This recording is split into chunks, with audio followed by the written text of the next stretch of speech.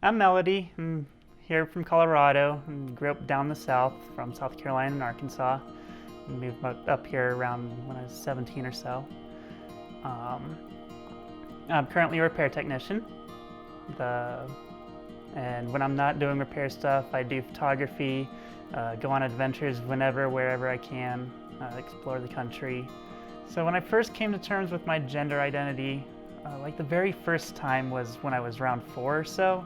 I just remember like looking at the girls' clothes and the boys' clothes and being like, I think I should be in the girls' section. But there was something that told me that there was absolutely no chance that I was supposed to go over there, that like living in South Carolina in the 90s, that was not going to fly in any way, shape, or form. So something told me to kind of keep my mouth shut for a very long time. About 5 years ago or so, it kind of came back to me as like, oh yeah, that's right. There's this whole trans thing that I had kind of tried to forget for the longest time, and it came all back. And when I was starting to really think heavily about the fact that I am trans and realizing that I really couldn't carry on staying as a guy anymore, eventually told my partner at the time, I'm like, I think I'm trans. I gotta figure this out. She wanted to help me, like she was in total shock about it, but she realized that that's what I needed to be, and she was all ready to help me out as much as she could at the time too. She accepted me for who I was, and whenever I thought I needed something, she helped out, and she was actually really cool about it, because like once I came out as trans and started dressing up as a woman, being more myself, like she would actually bring me into the bathrooms and stuff with her, just so that I could be more open and more free about it. There's a lot of misuse of pronouns. So like I get called he, him all the time still. It's just a thing. I don't know why. It seems to be a Colorado thing, especially because like in my travels when I'm going out to like Texas or Oklahoma or Hawaii, I never get misgendered. It is only here in Colorado. Pronouns and names shouldn't be hard for people. It comes along like with an introduction. Like if you've never met a person before, they say, hey, my name's whatever. And if the person decides that they want their name a little different, or like maybe you misheard their name. So like oftentimes people, like when they hear my name, they think Melanie instead of Melody. And so it's like a quick little correction, say, hey, I'm actually Melody, you're just pronouncing it wrong. And they're like, oh, okay, that's cool, I'm sorry. And honestly, it should be the same way for like pronouns and stuff, because if someone's like he, him, and it's like, no, I'm sorry, I'm actually a lady. And it shouldn't be hard for them to be like, oh man, I'm so sorry, and she, her, and just go on with it, and it's not a big deal. But for some reason, folk just feel like they have to make a point of using the wrong pronoun. Like one of the hardest things to kind of accept in the struggle internally with transitioning is not feeling like I look like who I should be on the outside. That's like the biggest struggle.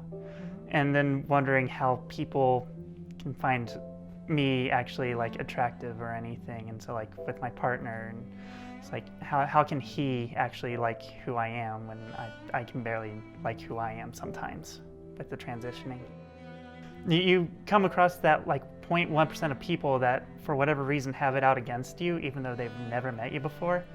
And that ends up really coloring everything. It's like, why does everyone hate me? And I know that's not actually the case, that everyone hates me, but it's like those few folk that do that. But on the plus side, like almost every time that's happened, I've also had friends around, and they've always stepped up too, which always helps me feel better. It's like, hey, there's good people out there too. Having friendships through transitions like super important, because they're the people you can rely on whenever things are going bad, if you're not feeling too well, if you want to go out and do stuff but you don't want to do it alone, but it's out in public, so maybe you're going somewhere that you're not sure is going to be totally accepting of you. If you have your friends there that are allies and they know you, and you know them, that they'll actually take care of everything for you if you need to, it's super nice. One of the times I went to use the restroom and I was coming back out of the restroom, some fathers come up to me and started harassing me about the fact that I went to the women's restroom. They were like, "What are you doing going in there?" And all of my friends immediately jumped up and surrounded me and protected me from the guys, and were like, "No, you guys need to step off and go back to where you were, because she's not doing anything wrong. She's just using the restroom." So it was really nice having the friends there to back me up and make me not feel so alone in that moment. At first it was like, oh, this is happening. It was like kind of angry about it, because it's like, really, these guys want to harass me because I just wanted to go pee? And then it kind of turned a little bit to scared, because it's like, all right, it's two larger guys against me. It's like, my odds of anything aren't really great, and it's like, and they're blocking my way out. So it's like, what am I gonna do at this point? So kind of like a line from anger to a little bit scared and frustrated. And I've had job interviews where I think I didn't get the job because I was trans, because I happened to know people that also worked there, and they were like, yeah, the person we hired just really didn't have the same qualifications as you, so maybe, we don't know.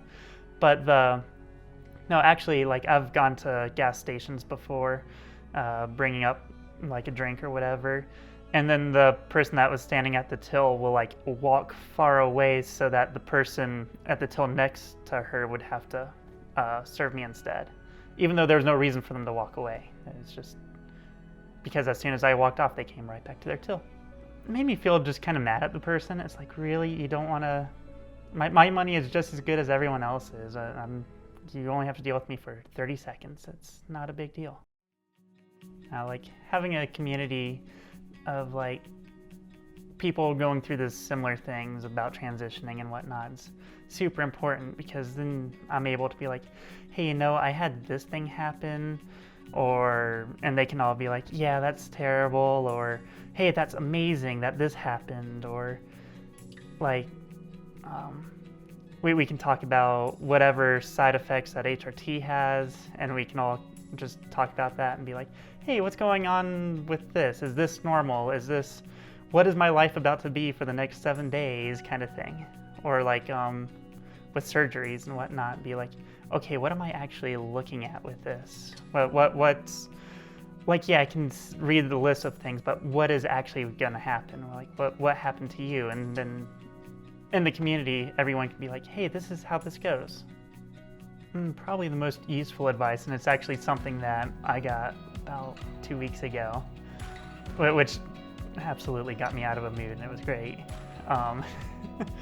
But yeah, probably the most useful advice I have is respect yourself. You know who you are, you know you can figure things out, and just absolutely respect yourself. Because once you start respecting yourself and owning yourself, everyone else will start respecting you.